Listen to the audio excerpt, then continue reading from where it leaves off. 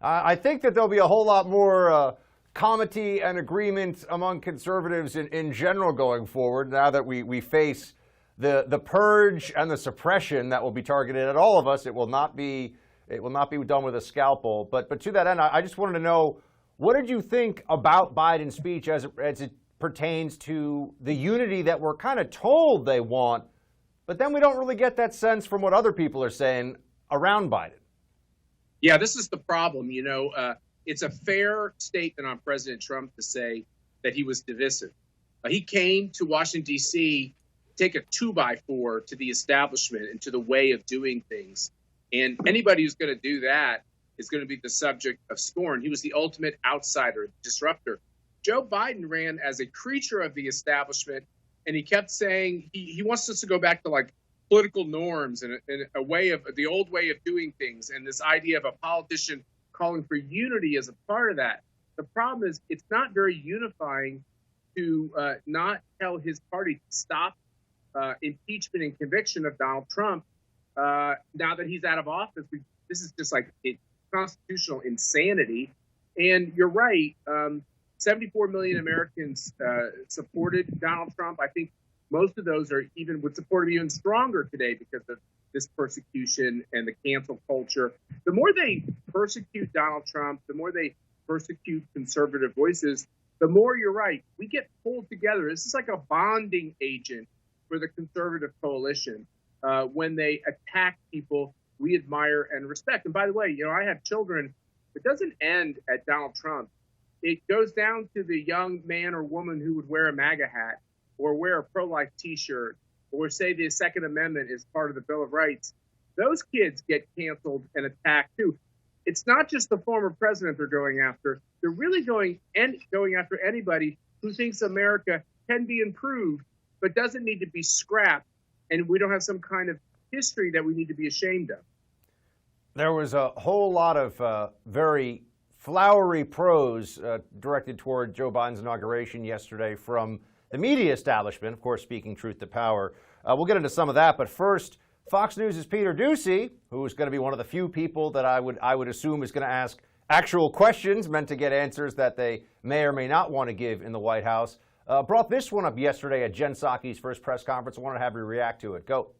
He spoke today, as you all saw, about unity in his inaugural address and the importance of unity in bringing the country together and the resolve of the American people in helping to get through this moment.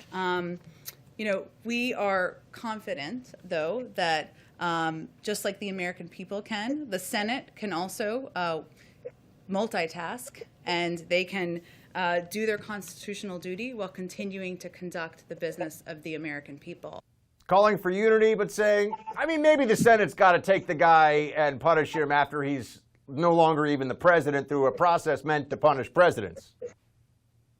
Yeah, I find it incredible that she calls it multitasking when you're literally trying to destroy your political enemy. You tried to spy on him. You tried to use all the intelligence community to hamstring him from the beginning of his presidency. And now we're going to repeat the dark part of our history, try to convict him again in the Senate. The last time Democrats pursued all this, they flubbed on being ready for the coronavirus. They actually can't walk and chew gum at the same time. They actually can't multitask. Congress does very little anymore, Buck. They don't really pass any laws. This is going to completely paralyze the political system, and that will mean Congress doesn't do other things that it probably needs to do. Now, as a Republican with the Democrats in charge of Congress, maybe I should be happy about that because they won't be able to get other parts of their agenda done. But there's nothing about this that's ennobling. Barack Obama and Joe Biden broke the law and used their power to go after their enemies, and nobody went to jail for that.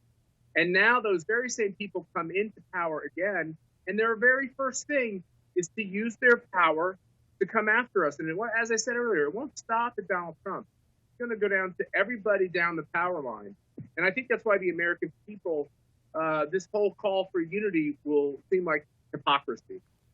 And we do have a comparison of how the media treated Jen Psaki during her first press briefing versus good old Sean Spicer. Let's take a look. Is it your intention to always tell the truth from that podium? How does President Biden plan to recover the United States image around the world? Besides healthcare, can you give us 1, 2, or 3 legislative things that he wants to get through right away? So not the executive actions, legislative. Could you just give us some color about what it was like for him going into the Oval Office? You know, on the one hand, you've got, excuse me, can you explain why you guys are so awful and none of your plans will actually work? / maybe there's some fascism in the White House now. On the other, it's, what's it like to be so amazing? I don't know, Matt, what do you think? Yeah, the one press secretary gets asked when you're going to be hanging up the swastika in the Oval Office, and Jen Psaki gets asked if, they're cleaning up and tidying up after this, monstrous Trump administration. Are they going to be changing the hues in the West Wing and on Air Force One?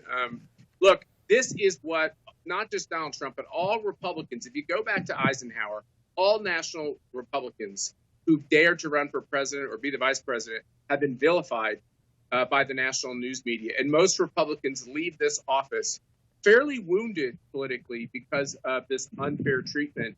Democrats, it's just the opposite. The only one I can think of that's different is Jimmy Carter, because he was completely incompetent, and Bill Clinton because he was completely disreputable with an intern and with his honesty about it. So take those things out of it. If you're a Republican, the nonstop negative coverage actually does have an impact, and the nonstop positive coverage for Democrats really helps them. The big difference now, Buck, is the American people are onto this crap. They know what's going to happen. They know that the Washington Post, the New York Times, and CNN will be giving Joe Biden, daily fluffy coverage. And here's the real truth. Half this country is getting their news from people like Buck Sexton, and they're not getting it from those news outlets anymore. I mean, I took Twitter off my phone. I took Facebook off my phone. I canceled my subscription to the Washington Post, and I live in the area of the swamp.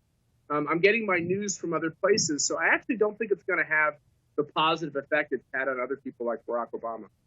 Matt Schlapp of the American Conservative Union. Good to see you, Matt. Thanks for having me back on, Buck.